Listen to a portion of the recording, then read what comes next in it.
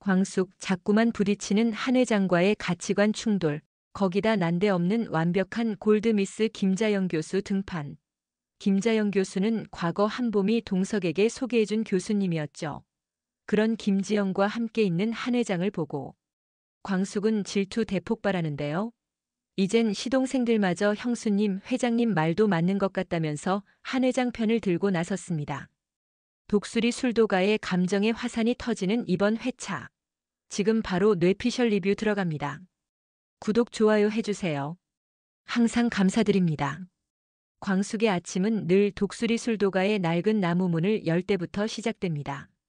문을 열자마자 코끝을 스치는 쌀과 누룩의 묵직한 향, 그 익숙한 냄새가 그녀의 가슴을 단단하고도 따뜻하게 채웠죠. 독수리 술도가는 그녀에게 단순한 양조장이 아니었습니다. 그녀가 사랑한 남자 오장수가 남긴 보물이자 그녀의 전 재산, 우체국 시절의 인맥으로 얻은 대출, 심지어 어머니 공주실의 실버타운 보증금까지 넣을 정도로 소중해진 삶의 터전이었습니다. 독고타기 버린 쌀벌레 사태로 모든 것이 무너질 뻔했을 때도 그녀만은 이곳을 지켰습니다.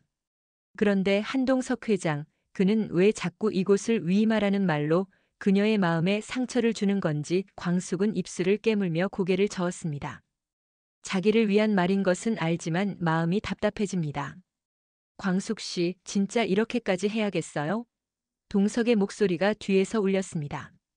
그의 목소리는 부드러웠지만 단단한 고집이 묻어 있었죠.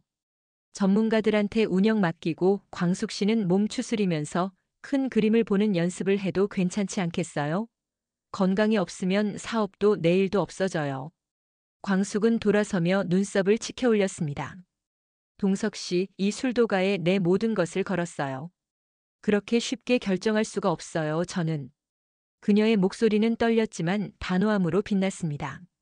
내가 여기 없으면 누가 이걸 지켜요? 시동생들이 없을 때 제가 술도가를 지킨 건 회장님이 더 잘 아시잖아요. 동석은 한숨을 쉬며 그녀를 바라보았습니다.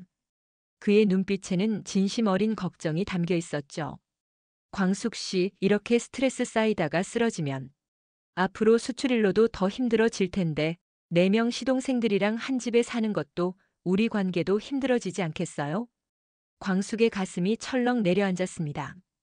동석의 말이 그녀의 가장 아픈 곳을 찔렀죠. 시동생들은 그녀에게 가족 이상이었습니다. 그들을 버릴 수 없었고 술도가 역시 그녀의 전부였습니다. 하지만 한 회장과의 만남에 반기를 든 시동생들에게 광숙의 어머니인 공주실은 아주 크게 실망했습니다. 광숙도 마음이 편치 않았어요. 그들이 친동생이라고 생각한 것이 자기만이었나 하는 생각마저 들었습니다. 그렇기에 한 회장의 말이 비수가 되어 가슴에 꽂히는 것만 같았습니다. 동석의 말은 틀린 것 하나 없어 보였거든요. 광숙은 그럼에도 한 회장에게 날카롭게 대응했습니다. 내가 그렇게 이상해 보여요? 그녀는 떨리는 목소리로 되물었죠. 동석은 대답 대신 고개를 숙였고 두 사람 사이엔 좁혀지지 않는 간극이 생겨난 것만 같았습니다. 광숙은 가슴이 먹먹해졌습니다. 그날 오후 동석의 제안으로 독수리 사형제와 광숙이 골프장에 모였습니다. 동석은 진심 어린 표정으로 말했죠. 나에 대해 신뢰가 필요할 것 같아 골프 함께 치자고 제안했는데 와줘서 고마워요. 동석의 자신만만한 미소와 여유로움은 독수리 형제들의 경외감을 사기에 충분했습니다. 서로를 더 잘 알아가는 시간이 필요할 것 같네요. 다정스레 말하는 동석의 제안이 싫진 않았지만 그렇다고 좋지도 않은 사형제입니다. 분위기는 여전히 어색했습니다. 천수는 며칠 전 동석과의 만남을 떠올리며 복잡한 표정이었고 흥수는 광숙을 향한 서운함이 아직 풀리지 않은 듯 시큰둥했습니다. 범수와 강수도 겉으로는 밝게 웃었지만 장수 형이 세상을 떠난 지 얼마 되지도 않아 새로운 남자와 만나는 형수님에 대한 마음 한편의 서운함을 완전히 지울 수는 없었죠. 광숙 역시 시동생들의 시선이 부담스러웠습니다. 동석의 배려조차도 또 다른 짐처럼 느껴졌죠. 코스 위에서 광숙과 동석이 나란히 티샷을 준비했습니다. 동석이 조심스럽게 말을 꺼냈죠. 광숙 씨, 요즘 너무 무리하시는 것 같아요. 술도가 일도 전문가들에게 일부 맡기시면 또 그 얘기예요?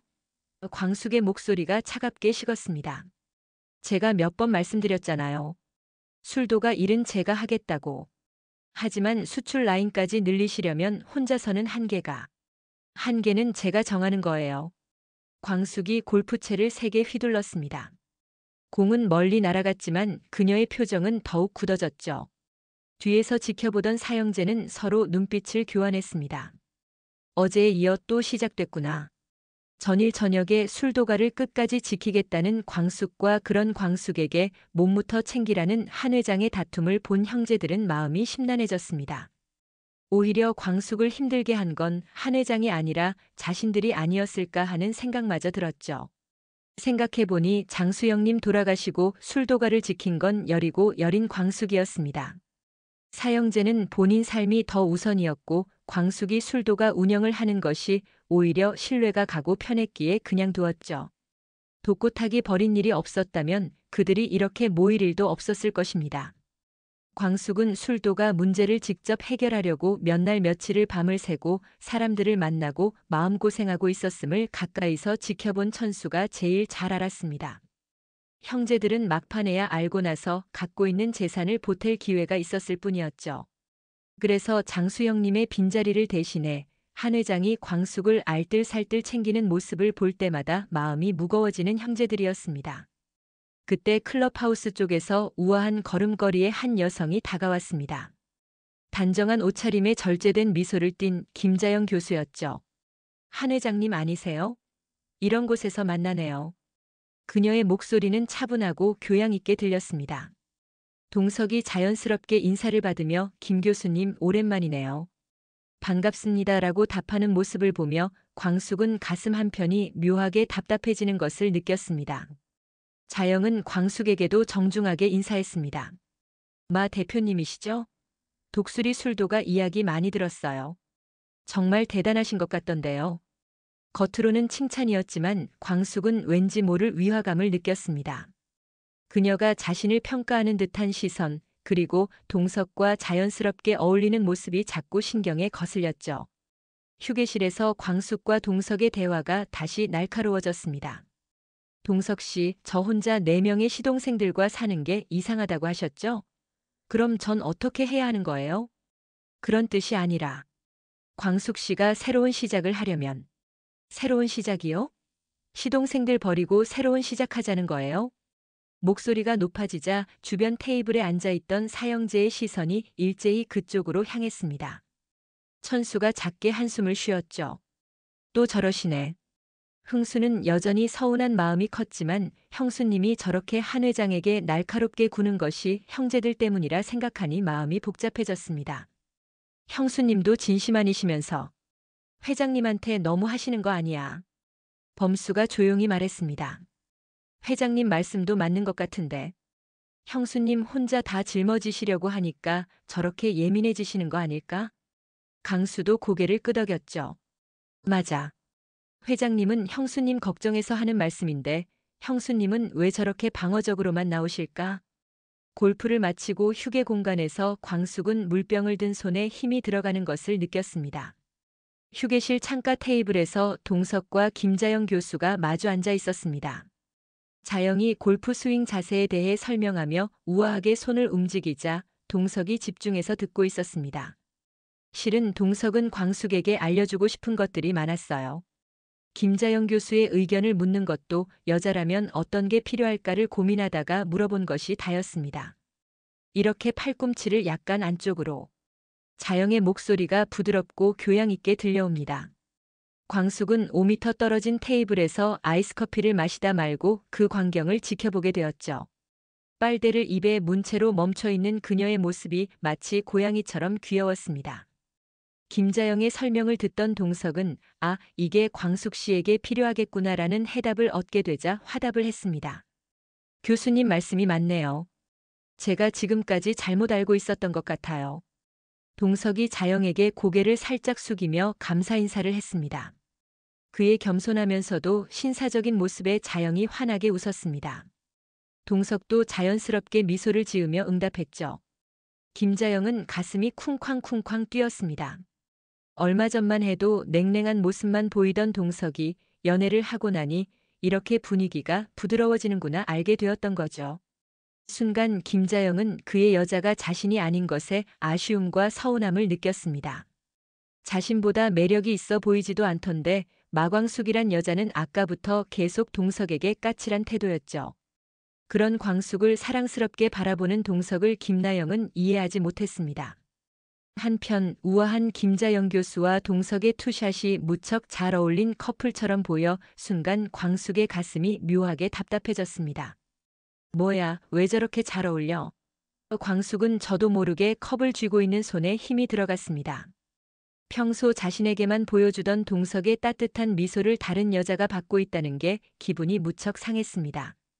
광숙이 빨대를 꽉 깨물며 중얼거렸습니다. 뭐가 그렇게 재미있다고. 그녀가 무의식적으로 다리를 까딱까딱 떨기 시작했습니다. 평소 당당하던 그녀답지 않게 입술을 삐죽 내밀고 있는 모습이 어린아이같이 귀여웠습니다. 자영이 동석의 팔을 살짝 치며 웃자 광숙의 눈썹이 눈에 띄게 찡그려졌습니다. 그녀가 벌떡 일어나더니 성큼성큼 그들 테이블로 걸어갔습니다.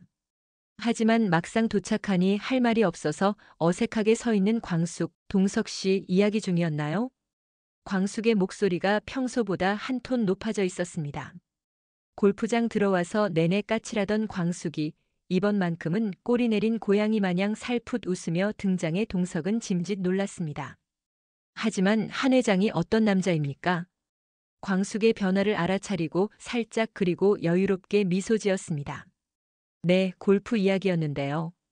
같이 앉으시겠어요? 동석이 자리를 권하자 광숙이 자영 맞은편에 앉고 동석 옆에 착 하니 딱 달라붙어 앉았습니다. 그리고는 동석의 손을 쥐며 그만을 바라보며 말했습니다. 저희 이제 가봐야 할 것 같은데요. 시동생들이 기다리고 있어서. 동석이 광숙의 질투를 눈치채고는 은은한 미소를 띄었습니다. 그녀의 이런 모습이 새롭고 사랑스럽다는 듯 눈빛이 따뜻해졌죠. 알겠습니다. 교수님, 오늘 좋은 말씀 감사했습니다. 동석이 일어나자 광숙도 후다닥 따라 일어났습니다. 자영과 인사를 나누는 동안에도 광숙은 동석의 팔을 슬쩍 잡아당겼죠. 고양이가 따로 없는 행동에 동석은 비실비실 웃음이 나는 걸 겨우 참았습니다. 둘이 걸어나가면서 동석이 조용히 말했습니다.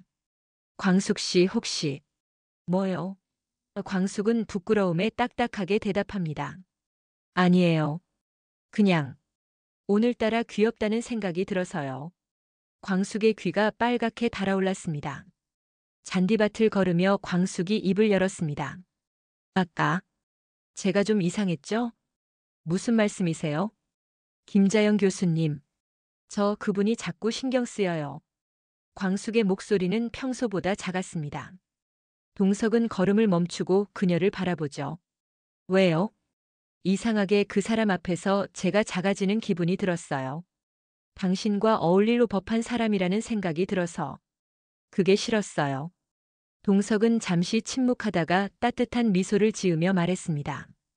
광숙 씨, 저에게 어울리는 사람은 세련된 사람도 학벌 좋은 사람도 아니에요. 그냥 진솔하고 가족을 위해 온 힘을 다하는 사람. 바로 지금 제 앞에 있는 사람이에요.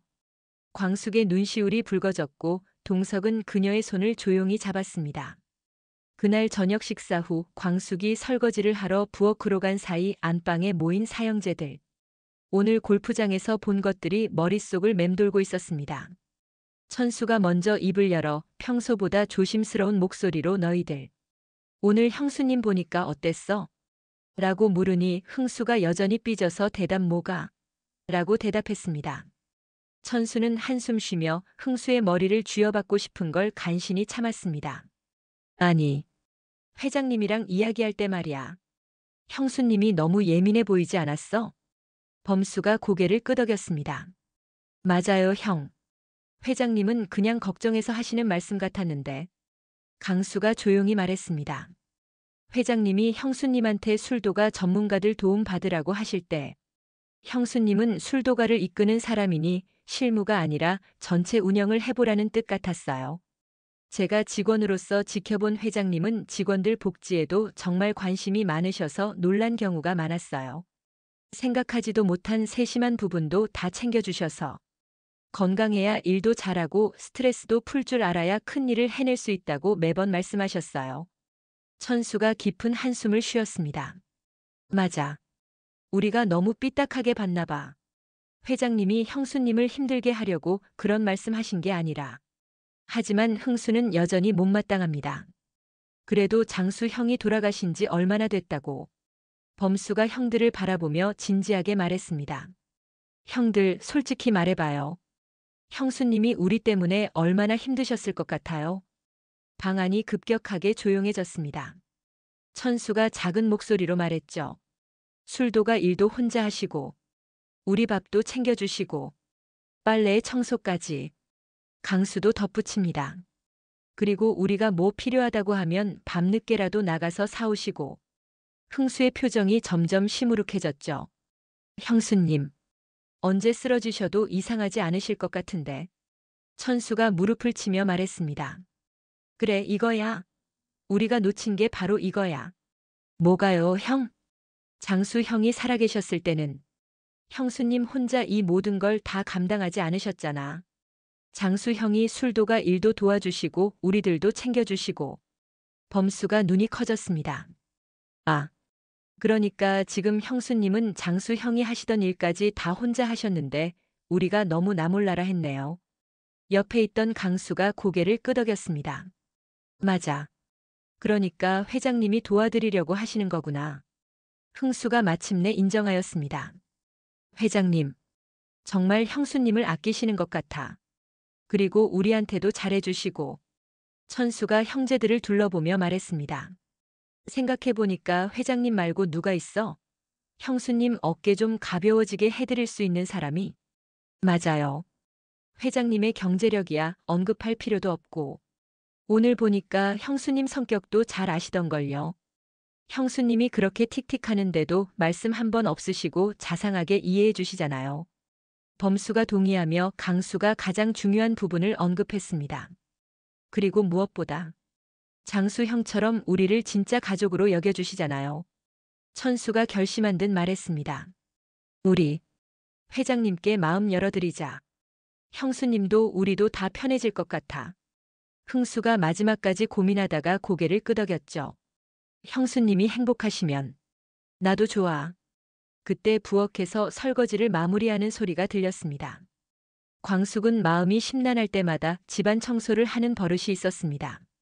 오늘 저녁 식사 후 형제들이 설거지를 하겠다고 했지만 광숙은 다 들어가라며 본인이 하겠다고 청했습니다. 오늘따라 심란하다고 언급하면서요.